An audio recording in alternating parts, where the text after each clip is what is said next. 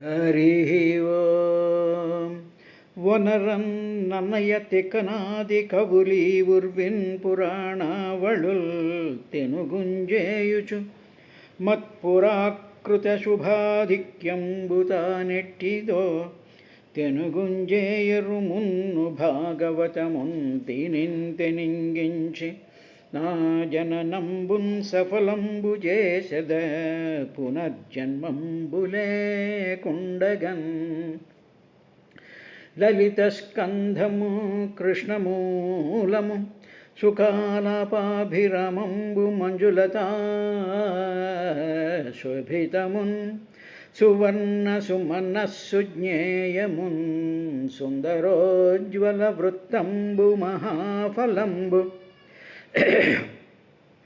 విమల వ్యాసాలవలంబునై వెలయున్ భాగవతాఖ్య కల్పతరువుర్విన్ సద్విజశ్రేయమై వేదకల్పవృక్ష విగళితమై సుఖముఖ సుధాద్రవమున మునసియున్న భగవత పురాణ ఫలరసస్వాదన పదవికనుడు రసిక భవవిదులు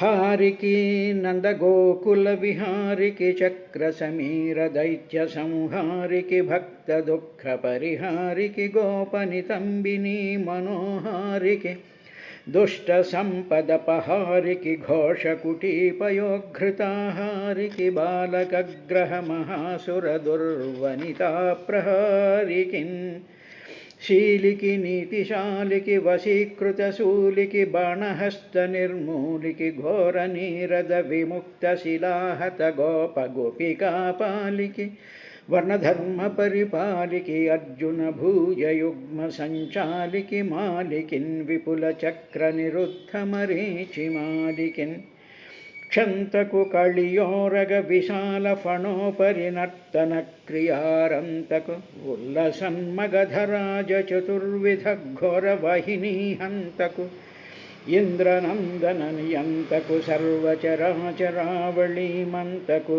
నిర్జితేంద్రియ సమంచిత భక్తజనానుగంతకు న్యాయికి భూసురేంద్రమృత నందనదాయికి రుక్మిణీ మనస్థాయికి భూత సమ్మద విధాయికి సాధుజనానురాగ సంధాయికి పీతవస్త్ర పరిధాయికి పద్మభవాండ భాండ నిర్మాయికి గోపికా నివహ మందిర సాయికి శేషాయికి.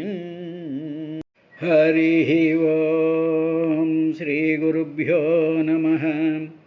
సతం నిశమ్యాత్తరథంగమగ్రతో వ్యవస్థితం పద్మపలాశలోచనం విలోక్య చామర్ష పరిప్లుతేంద్రియో వృషాస్వదంతచ్ఛదమాదసచ్ఛ్వశసన్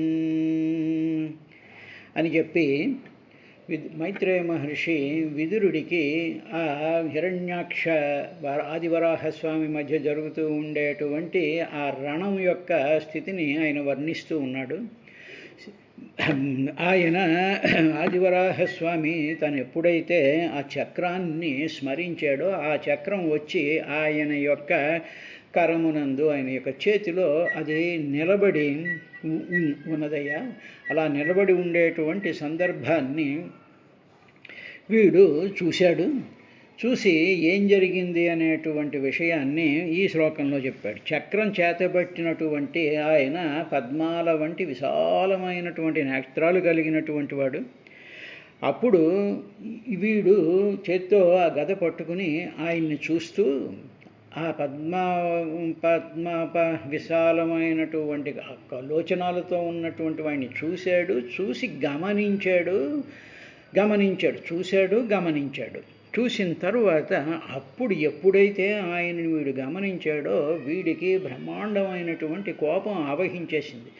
ఈ కోపం యొక్క ఆవాహన ఎక్కడ జరిగింది అంటే ఆ కోపం ఎక్కడ ఫిలప్ అయిపోయింది అంటే వాడి యొక్క దశేంద్రియాల యందు 11వ ఇంద్రియమైనటువంటి మనస్సులోనూ కూడా మొత్తం కోపం అంతా కూడా ఆవేశించి అయ్యేటప్పటికీ అప్పుడు వాడికి చాలా గట్టిగా ఉండేటువంటి ఉచ్ఛ్వాస నిశ్వాసాలు చేస్తూ ఆ పై పెదవిని వాడు కొరుక్కోవడం ప్రారంభించాడయ్యా అని చెప్పి కోపం వచ్చినటువంటి వాడి యొక్క స్థితి ఎలా ఉంటుంది అనేటువంటిది. తరువాత వాడు శ్రీహరిని గమనించాడు అనేటువంటి విషయాన్ని ఈ శ్లోకంలో చెప్పారు. సతం నిశమ్యా ఆత్తరథాంగమగ్రతో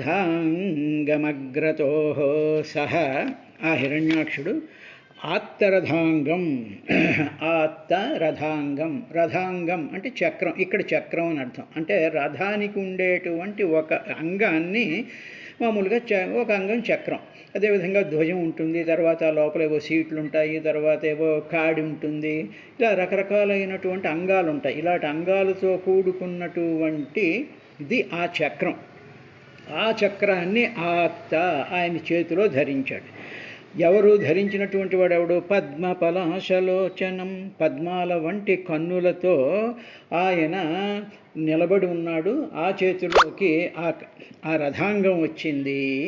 ఆ వచ్చినటువంటి రథాంగంని వీడు చూస్తూ, ఇప్పుడు ఈయన ఎక్కడున్నాడు అంటే అగ్రత వ్యవస్థితం, వాడి ఎదురుగా ఈయన వ్యవస్థితం, చాలా బాగా నిలబడి ఉన్నాడు. అలా నిలబడి ఉన్నటువంటి ఆయనని నిశామ్య వీడు చూసి, తరువాత విలోక్య గమనించి, వ్యవస్థితం పద్మపలాశలోచనం విలోక్య గమనించాడు. ఎప్పుడైతే ఆయనని గమనించాడో, గమనిస్తూ ఉండేటువంటి దాంట్లో ఏమవుతుందంటే, నిశామ్య అంటే చూశాడు అని అర్థం. ముందు చూశాడు, చూసిన తర్వాత గమనించాడు.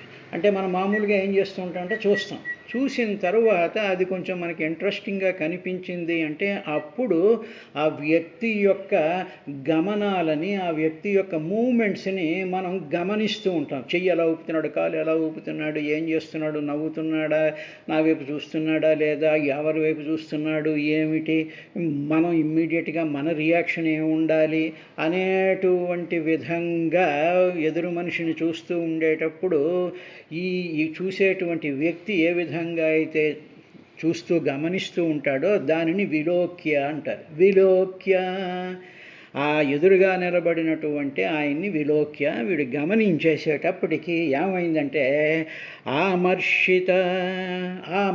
అంటే బ్రహ్మాండమైనటువంటి కోపం వచ్చేసింది. వచ్చేసి ఈ కోపం ఎక్కడికి,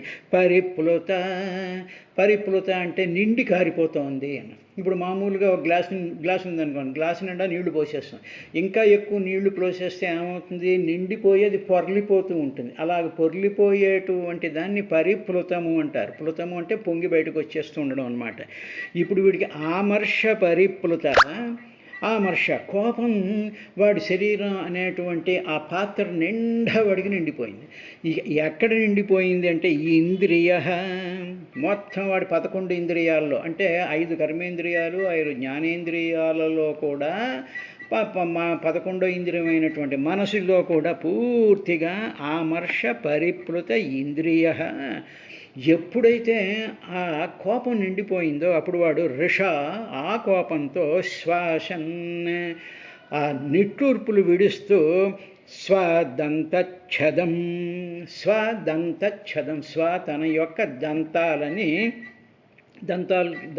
దంతాలతో పైనుండేటువంటి పై పెదవిని ఆ దశత్ కొరుక్కోసాగాడు. కాబట్టి వీడు ఆయనని చూసినప్పుడు గమనించేసి వాడికి కోపం, ఉద్రేకం చాలా పెరిగిపోయింది. తర్వాత రథాంగం అంటే రథం యొక్క అంగం. ఇప్పుడు మామూలుగా మనం చూసినట్లయితే రథం అంటే మానవుడి యొక్క శరీరాన్ని రథం అంటారు. కాబట్టి శరీరం రథమేవతు అన్నాం. ఈ రథానికి చక్రాలు ఉంటాయి. ఈ చక్రాలు ఏమిటి అంటే మనలో గమనాన్ని కలిగించేటువంటి చక్రాలు. ఒకటేమిటి, మన మనసు మనని గమనం కల్పిస్తూ ఉంటుంది. మన మనసు ఏం చేస్తుంటే అదొక చక్రం. తర్వాత మిగతా ఇంద్రియాలన్నీ ఒక చక్రం. కాబట్టి ఈ మనసు అనేటువంటి చక్రం కదులుతూ ఉన్నప్పుడు ఇంద్రియాలు అనేటువంటి రెండో చక్రం కదులుతూ ఉంటుంది. కాబట్టి ఇప్పుడు ఈ మనసు ఏం చేస్తుంది అంటే దర్శిస్తూ ఉంటుంది. అంటే తన మనసులో ఒక ప్లాన్ని, ఒక పనిని అది భావన చేస్తుంది, ఒక దర్శనం చేస్తుంది. ఆ దర్శనం చేసిన వెంటనే ఈ శరీరం అనేటువంటి రథం బయలుదేరడం ప్రారంభిస్తూ ఉంటుంది. కాబట్టి రథ అంగం, ఈ రథ అంగం అంటే ఆ చక్రం అంటే సుదర్శనం, అంటే దర్శనం చెయ్యడం. సో దర్శనం చేసేటువంటిది ఏమిటంటే మనసు. ఆ మనసు దర్శనం చేసిన వెంటనే శరీరం అనేటువంటి రథం బయలుదేరుతూ ఉంటుంది. కాబట్టి దాన్ని అక్కడ ఆయన రథాంగం అన్నారు. ఇది అయిన తరువాత ఇప్పుడు ఆ చక్రాన్నే పోతన గారు ఆ వచ్చినటువంటి చక్రాన్ని అద్భుతమైనటువంటి వచనంలో ఆయన ఈ విధంగా అనువాదం చేశారు. ఆయన ఆ చక్రాన్ని తలుచుకున్న వెంటనే ఆయనకి బ్రహ్మాండమైనటువంటి ఆ భక్తిభావం పొంగిపోతూ ఉంటుంది ఆయనకి. అంతకుముందు కుతలోద్భక్త మనంబునందలచే రక్షోరాడ్వధార్థంబుగా దితి సంతానకులాటవీ మహిత సందీప్త ప్రభాశుక్రమున్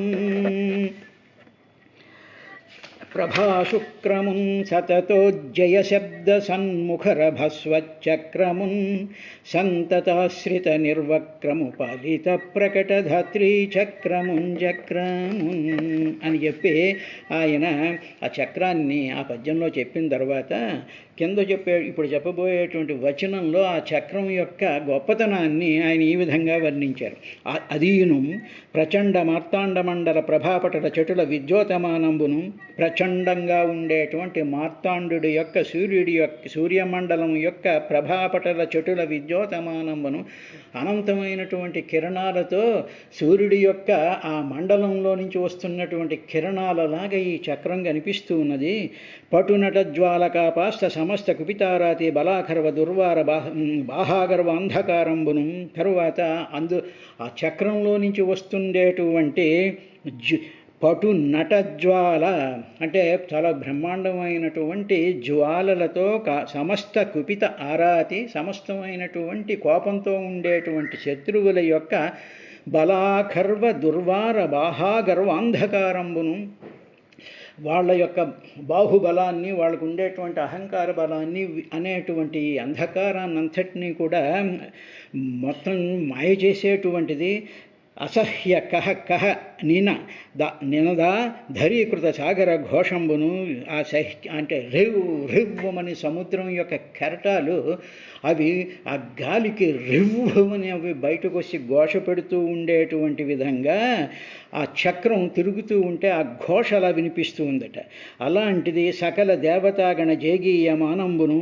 అప్పుడు అటు ఆ చక్రం అలా వస్తూ ఉండేటప్పటికీ సమస్తమైనటువంటి దేవతాగణాలంతా కూడా ఆ సుదర్శన చక్రాన్ని వాళ్ళు సృష్టిస్తూ ఉంటే వాళ్ళ యొక్క స్తుతి శబ్దాల చేత ఆ చక్రం వెలిగిపోతూ ఉన్నది. అటువంటిది నిజప్రభాపటల పూరి అనంత తేజో విరాజితంబును, అనంతమైనటువంటి వెలుగులతో విరాజిల్లేటువంటిది నిజ ప్రభాపటల పూరిత బ్రహ్మాండ కటాహంబునై, అంటే ఆ యొక్క కాంతుల చేత బ్రహ్మాండ కటాహంబును, బ్రహ్మాండం అనేటువంటి ఆ కప్పుని చెదరగొట్టుకుంటూ రయంబునంచని తెంచి అక్కడి నుంచి అది ఆ బ్రహ్మాండ కటాహంబని చేసుకుని ఆ పొరను చేసుకుంటూ ఆ బ్రహ్మాండమైనటువంటి ఆ చక్రం అంతా కూడా ధనుజారి దక్షిణకర సరోజంబును అలంకరించిన వేగంగా వచ్చి ఆయన యొక్క దక్షిణ కర కమలాన్ని, ఆయన యొక్క ఆ కమలాన్ని అలంకరించినటువంటిది ఆ చక్రం. అది ఆ శుభాంగుండు అలంకరించిన ఆ శుభాంగుండు రథాంగపాణి అయి దివంబున అమరగణంబులు జయ శబ్దంబులు పలుక అసుర విభునికి ఎదురు నడిచిన. అలాగా ఆ చక్రాన్ని ఆయన ధరించి ఈయన ఎదురు వెళ్ళాడయ్యా అని చెప్పిన తర్వాత ఇందాక వాడు పెదవులు కొరుక్కున్నాడు అనేటువంటి దానికి ఈ విధంగా ఆయన ట్రాన్స్లేట్ చేశారు. పొడగని ధనుజుడు పెదవులు తడుపు చుపొలివోని బంటుతనమున బీరంబుడుగక భీషణ గదగొని అడిచను మఖమయావరాహునమితోత్సాహం అని వాడు ఇలాగ ఎదురుగా అక్కడ నిలబడినటువంటి ఆయన్ని చూసి గదతో ఒక దెబ్బ కొట్టాడు అన్నాడు. ఆ శ్లోకం అది 19వ అధ్యాయంలో 8వ శ్లోకం. करालदंष्ट्र चक्षुर्भ्यां सञ्चाक्षाणो दहन्निव अभिप्लुत्य स्वगदया हतो असीत्याहन् हनत् हरिं. అప్పుడు వాడు ఏం చేశాడంటే ఈ భయంకరమైనటువంటి కోరలతో కరాల దంష్ట్ర, కరాల చాలా భయంకరమైనటువంటి దంష్ట్ర కోరలతో, చక్షుర్భ్యాం కళ్ళతోనే వాడు ఆ ఎదురుగా నిలబడినటువంటి చక్రధారి అయినటువంటి ఆదివరాహస్వామిని చూసి, చక్షుర్భ్యాం కళ్ళతోనే వాడు దహన్నివ దహతయివ కాల్చెయ్యాలా అన్నట్టుగా, దహించేస్తాడా అన్నట్టుగా, సంచక్షాణ చాలా సీరియస్గా చూస్తూ, సంచక్షాణ చాలా సీరియస్గా చూస్తూ వాడు అభిప్లుత్య స్వగదయా, అభిప్లుత్య ఒక్కసారి ఆ గద పట్టుకుని, తన గదని పట్టుకుని ఎగిరి హతోహి అపి ఇతి అని చెప్పి, హరి హతోహి అపి, ఇదిగో చచ్చావు, ఇదిగో చూడు కాసుకోనా దెబ్బ అని, హతోహి అపి ఇతి, ఇదిగో చచ్చావు అంటూ హరిం ఆహనత్, ఒక్క దెబ్బ హరిని ఆయన కొట్టాట. ఈ హిరణ్యాక్షుడు కొట్టాడు.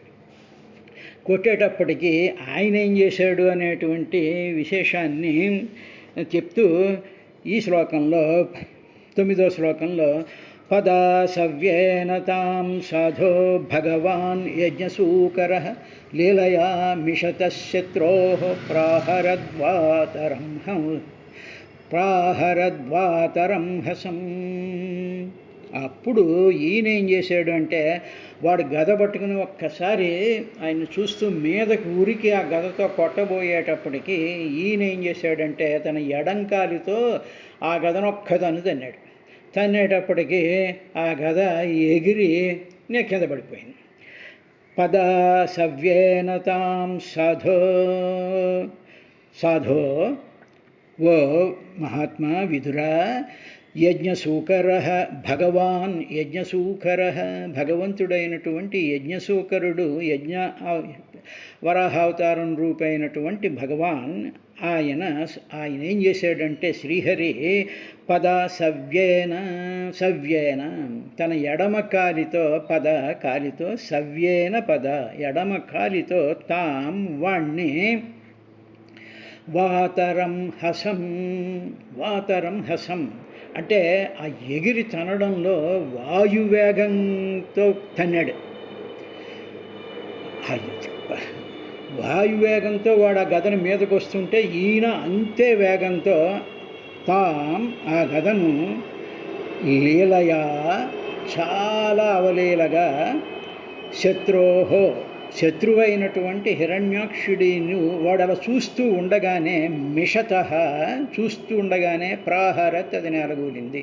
అంటే వాడేమిటి బ్రహ్మాండమైనటువంటి వేగంతో ఆయన మీదకి ఆ గద పట్టుకుని వచ్చేస్తూ ఉంటే, వాతరం హసం వాడు వచ్చేస్తూ ఉంటే, తాం ఆ గదల మీదకి వచ్చేస్తూ ఉన్నప్పుడు తాం ఆ గదని ఈయన పదాసవ్యేన తన యొక్క ఎడంకాలితో ఒక్కతను తన్నేటప్పటికీ అది ప్రాహరత్ వాడు అలా చూస్తూ ఉండగానే విసిరాడు గద, ఆ విసురుతూ ఉండేటువంటి గదని ఈయనేమో ఎడంకాలతో ఒక తన్ను తన్నాడు. తన్నేటప్పటికి అది గిర్రమని తిరుగుతూ వచ్చి వాడు చూస్తుండగానే ప్రాహరత్ అది నేల కూలిపోయింది. కాబట్టి దీనినే పోతన గారు ఈ విధంగా త్రిదశారి తన్ను వ్రేసిన గద పదమున బోవతన్ని కమలాక్షుడు పెంపొదవు గమనమున మోదము కదురగలే నగవు వదన కమలము బొదువన్. త్రిదశారి, త్రిదశలు అంటే ఈ దేవతల యొక్క అరి శత్రువైనటువంటి వాడు తన్ను వేసిన, తన మీదకు వేసినటువంటి గద, ఆ గదని పదమున బొవదన్ని తన ఎడంకాలితో ఒక్కతను తన్నయి కమలాక్షుడు పెంపొదవగా మనమున మోదము కదురగా తన మొహంలో మంచి సంతోషంతో ఎడంకాలతో వస్తున్నటువంటి గదని ఒక్కతను తన్నేసేటప్పటికీ అప్పుడు ఆయన ముఖంలో వదన కమలము పొదువన్లే నగవు ఒక లేత చిరునవ్వు ఆయన మొహం మీద కనిపించింది. కనిపించిన తరువాత ఏం జరిగింది అనేటువంటి విషయాన్ని 10వ శ్లోకంలో ఈ విధంగా చెప్పాడు. అహచాయుధమాధత్స్వ ఘటస్వ త్వం జిగీషసి ఇత్యుక్తః స తదా భూయస్థడయన్ వ్యనదద్భృశం ఆహ చాయుధమాధత్స్వ ఘటస్వ త్వం జిగీషసి ఇత్యుక్తః స తదా భూయస్థాడయన్ వ్యనదద్భృశం. తరువాత మరి వాడి చేతిలో గద కింద పడిపోయిందిగా. మరి యుద్ధ ధర్మం ఒకటి ఉందిగా. మరి ఆ యుద్ధ ధర్మాన్ని పాటించాలి కాబట్టి ఈయన ఇంకా చక్రాన్ని అలాగే చేతిలోనే పెట్టుకుని వాడితో చెప్పాడు, రే నీవు నన్ను జయించాలి అనేటువంటి భావంతో కూడా యుద్ధానికి వచ్చావు, నీ గదమ కింద పడిపోయింది, అది తీసుకో, అది తీసుకుని మళ్ళీ నా మీదకి యుద్ధానికి రా అనేటప్పటికి వాడు ఆ గద తీసుకుని ఆయనని కొట్టడానికని మీదకి వచ్చాడు. ఆహా ఆహా అంటే ఆయన పలికెను అని అర్థం. ఆయన పలికెట్ట ఏమైంది? చ ఆయుధం ఆధత్స్వ, ఆయుధం ఆధత్స్వ, ఆయుధాన్ని నువ్వు తీసుకో అని చెప్పి ఆయన తర్వాత ఘటస్వ త్వం జిగీషసి, త్వం నీవు జిగీషసి జయించాలి నన్ను అనుకుని ఉన్నావు కాబట్టి ఘటస్వ ప్రయత్నం చేయి, ఆయుధాన్ని తీసుకో, నన్ను జయించాలి అని అనుకున్నావు కాబట్టి త్వం జిగీషసి ఘటస్వ ప్రయత్నించు. ఘటస్వ అంటే ప్రయత్నం చేయి నన్ను, ఎందుకంటే నువ్వు నన్ను జయించాలని అనుకుంటున్నావుగా. ఇది ఈ విధంగా ఉక్త, ఎప్పుడైతే శ్రీహరి ఆ విధంగా పలికాడో తదా అప్పుడు భూయస్థాడయన్ వ్యననద్భృశం, భృశం చాలా గట్టిగా వాడు ఏం చేశాడు? న్యనదత్ వ్యనదత్ గర్జిస్తూ భూయ తాడయం వెంటనే మళ్ళీ ఆ గద తీసుకుని మళ్ళీ ఆయన కొట్టడానికి ఆయన మీదకి వచ్చేసేటప్పటికీ ఈయనేం చేశాడు అంటే 11వ శ్లోకంలో విదురుడికి ఈయన ఈ విధంగా చెప్పాడు. తాం స ఆపతతీం వీక్ష్య భగవాన్ సమవస్థితః జగ్రాహ లీలయా ప్రాప్తాం గరుత్మానివ పన్నగీం. తాం సహ సహ ఆపతతీం తాం ఆ విధంగా స భగవంతుడైనటువంటి ఆ పరమాత్మ ఆపతతీం అలా మీదకి వస్తూ ఉండేటువంటి తాం ఆ గదను వీక్ష్య భగవాన్ వీక్ష ఈయన చూశాడు. వాడు గద మళ్ళీ విపరీతమైనటువంటి వేగంతో ఆ గదని ఆయన మీదకి విసిరేసేటప్పటికీ అప్పుడు తాంస ఆపతతీం వీక్ష్య భగవంతుడైనటువంటి ఆయన ఆ గదను వీక్ష్య చూచి అది మీదకి వచ్చేస్తుంటే ఈయన ఏం చేసే సమవస్థిత చక్కగా నిలబడ్డాడు. అది మీదకి వచ్చేస్తుంది. ఇటు కంగారు పడిపోయి తల ఇటు ఉంచేసేసి ఈ పక్కకి జరిగిపోయి తప్పించుకునేటువంటి ఆ ప్రయత్నం ఏమీ చేయకుండా సమవస్థిత అలాగా సమంగా అవస్థిత నిలబడి ఈయన ఏం చేశాడంటే ప్రాప్తాం చాలా దగ్గరగా వచ్చేసినటువంటి ఆ గదని జగ్రాహ చేతో పట్టేసుకున్నాడు. ఆ పట్టుకోవడం ఎలా పట్టుకున్నాడంటే చాలా లీలయ, చాలా క్యాజువల్గా, చాలా ఈజీగా. ఏదైనా చూసారా, చిన్నపిల్లాడు ఏదైనా ఒకటి విసిరితే మామూలుగా మనం చాలా క్యాజువల్గా పట్టుకుంటాం, అలాగనమాట. జగ్రాహ లీలయ చాలా ఈజీగా పట్టేసుకున్నాడు. దేనిని? తాం ఆ గదని ప్రాప్తాం తన దగ్గరగా మీదకు వచ్చేస్తూ ఉండేటువంటి గదని ఎలా పట్టుకున్నాడంటే గరుత్మా ఇవ పన్నగి, గరుత్మంతుడు పావును పట్టుకున్నటువంటి విధంగా గదను ఆయన పట్టుకున్నట్ట. అలాగ పట్టుకునేటప్పటికీ వాడు కన్ఫ్యూజ్ అయిపోయాడు. అయ్యో ఏమిటి ఈయన గద వేస్తుంటే కూడా ఈ విధంగా పావుని గరుత్మంతుడు పట్టుకున్నట్టుగా పట్టుకున్నాడు అన్నాడు. ఇక్కడ దీనినే పోతన గారు ఆ గదని తన్నేసిన తరువాత ఏం చేశాడు అనేటువంటి విషయాన్ని ఈ 2 శ్లోకాలని ఆయన ఈ విధంగా అనువాదం చేశారు. ఘనగద కేలబూని భుజగర్వ మెలర్పగ నన్ను సంగరావని నెదురింతురార.